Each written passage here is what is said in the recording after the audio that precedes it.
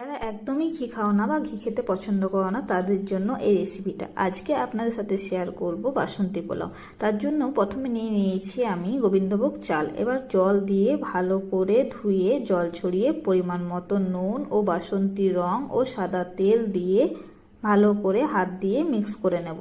আর এইদিকে একটা প্যান নিয়ে নিয়েছি, প্যানটা খুব ভালো মতো গরম হয়ে গেলেই দিয়ে দেবো সাদা তেল। এবার কাজু কিশমিশগুলো একটু ফ্রাই করে তুলে নেব।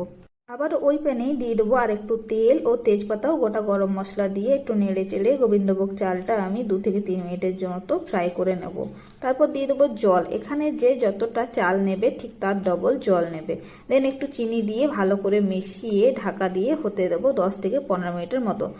ব্যাস, নামানোর আগে দিয়ে দেবো ফ্রাই করে রাখা কাজু কিশমিশগুলো। একটু মিশিয়ে নিলেই রেডি হয়ে যাবে ঝরঝরে বাসন্তী পোলাও।